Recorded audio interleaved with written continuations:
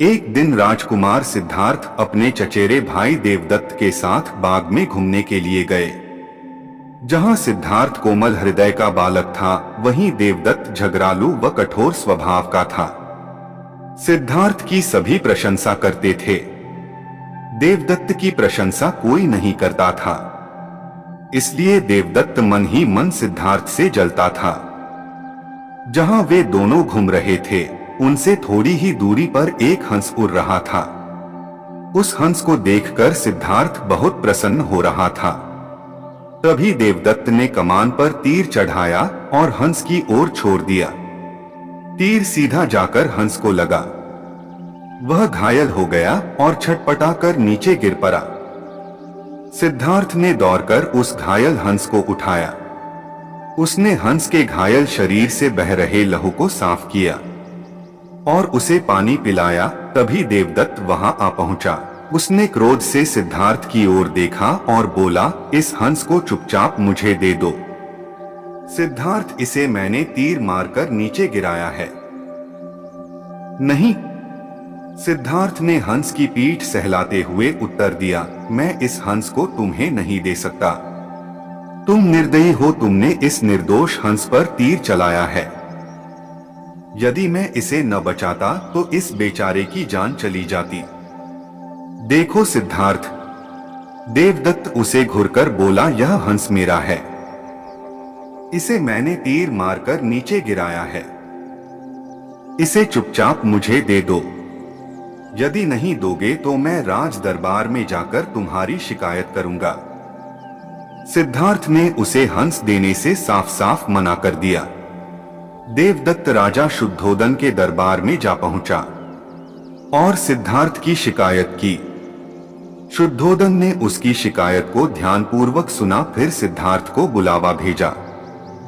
कुछ ही देर में सिद्धार्थ हंस को लेकर राज दरबार में उपस्थित हो गया। राज दरबार के ऊंचे सिंहासन पर राजा शुद्धोदन बैठे थे। आसपास के नीचे आसनों पर राज्य मंत्री तथा अन्य पदाधिकारी बैठे थे।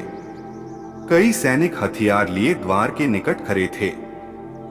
शुद्धोदन के संकेत करने पर देवदत्त सिर झुकाकर बोला, महाराज, जो हंस इस समय सिद्धार्थ के पास है वह मेरा है। इसे मैंने तीर मारकर पृथ्वी पर गिराया था। सिद्धार्थ ने इसे उठाकर इस पर अपना अधिकार कर लिया है। यह हंस मेरा है, कृपया इसे मुझे दिलाया जाए। राजा शुद्धोदन ने सिद्धार्थ की ओर देखा और बोलने की ओर संकेत दिया। सिद्धार्थ ने सिर झुकाकर शांत स्वर में कहा, महाराज, यह हंस निर्दोष है। यह बिना किसी को कोई कष्ट दिए उड़ा जा रहा था। देवदत्त ने इसे तीर मारकर घायल कर दिया। मैंने इसका उपचार किया है, इसके प्राण बचाए हैं। मैं समझता हूं कि प्राण लेने वाले से अधिक प्राण बचाने वाले का अधिकार होता है। मैं आपसे प्रार्थना करता हूं कि यह हंस मेरे पास ही रहने दिया जाए। मैं इसे बिल्कुल स्वस्थ करके आकाश में उड़ा देना चाहता हूं। शुद्धोदन ने अपने सभासदों से विचार विमर्श किया।